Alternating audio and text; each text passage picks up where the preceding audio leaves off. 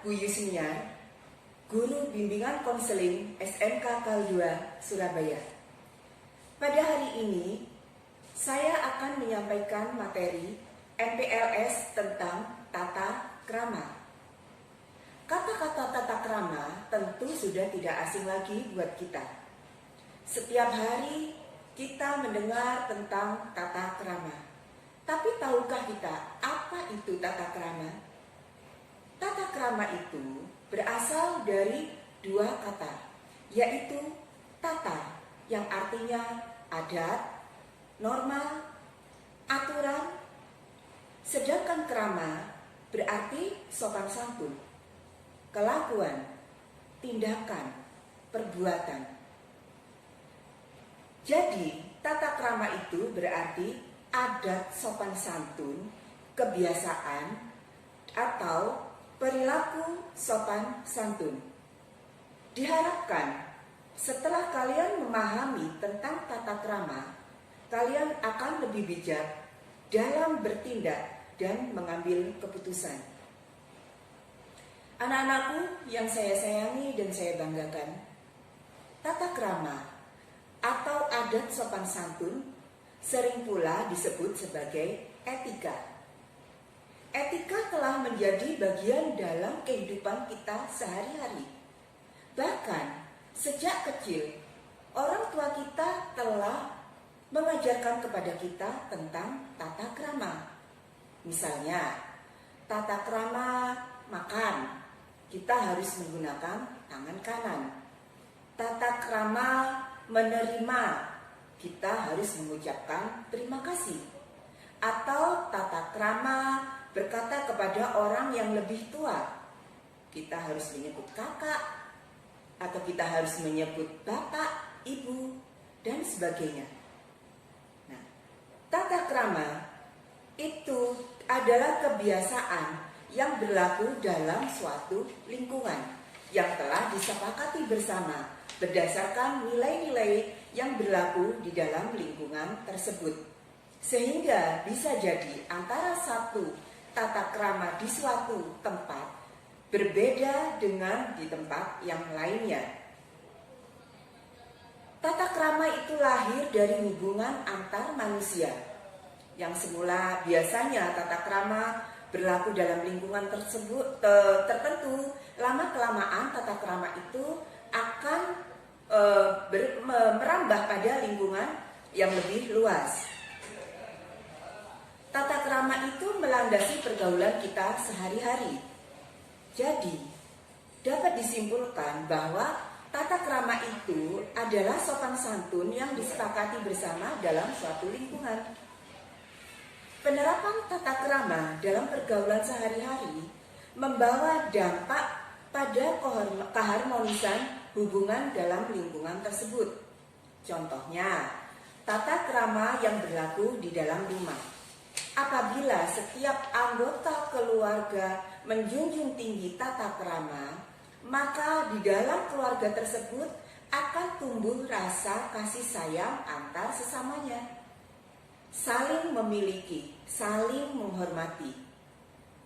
Mengapa begitu? Karena hal yang perlu diingat dari tata krama itu mendasarkan pada perilaku satu, sopan dan ramah terhadap sesama. Contoh, berkata-kata santun, baik, atau memberi salam dan tersenyum ketika kita bertemu. Tata krama juga berdasarkan pada perilaku memberi perhatian pada orang lain. Contohnya, seandainya ada teman yang kita yang sakit, kita akan menjenguk ke sana. Ada teman yang sedih, kita akan menghiburnya. Selain itu, tata krama juga berdasarkan pada perilaku menjaga perasaan orang lain. Sehingga tidak timbul konflik selama kita bisa menjaga bagaimana sih perasaan orang itu. Bagaimana sih seandainya kita berkata jelek pada orang tersebut? Bagaimana sih seandainya kita tidak tepat bicara pada orang tersebut? Kemudian tata krama itu juga berdasarkan pada perilaku dapat menguasai diri dan memiliki rasa toleransi yang tinggi. Tata krama juga adalah sikap ingin membantu. Tata krama tersebut apabila kita benar-benar terapkan, kita benar-benar junjung tinggi dalam perilaku kita sehari-hari, maka setiap orang pasti akan menyayangi kita. Namun, tata krama itu seperti sudah saya sebutkan tadi adalah berbeda-beda dalam setiap lingkungan. Contohnya, di lingkungan SMK KAL 2, tata krama bertemu dengan senior misalnya, atau kakak kelas. Maka dalam lingkungan SMK KAL 2, adik kelas harus memberikan hormat kepada seniornya. Kemudian disiplin juga merupakan tidak terlambat misalnya. Juga merupakan tata krama atau perilaku yang harus diterapkan di sekolah kalian SMK KAL 2 Surabaya. Perlu diingat, seandainya manusia tidak menjunjung tinggi tata krama atau tidak menerapkan tata krama, kira-kira apa yang akan terjadi? Pernah kalian mendengar tentang konflik-konflik yang timbul karena tidak menerapkan tata krama? Contohnya terjadi bullying, terjadi perilaku-perilaku kasar karena orang tersebut tidak bisa mengendalikan diri, tidak bisa menguasai diri, tidak bisa menguasai emosinya. Atau orang tersebut bicara kasar, bicara tidak pada tempatnya, yang membuat orang tersebut atau lawan bicara kita menjadi tersinggung. Artinya kita tidak menjaga perasaan orang lain. Pada hal-hal yang seperti ini, atau kita mengabaikan tata krama, maka akan timbul konflik. Nah, konflik ini akan mengarah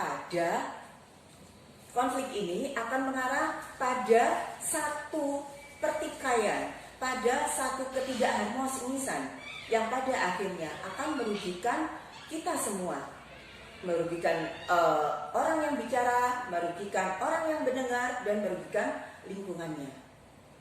Nah, anak-anakku sekalian, setelah saya memberikan penjelasan tentang tata krama kepada kalian, semoga kalian memahami apa yang menjadi inti dari pembicaraan materi kita pada kali ini. Sekian dari saya tentang materi tata krama. Sampai jumpa pada kesempatan berikutnya. Wassalamualaikum warahmatullahi wabarakatuh.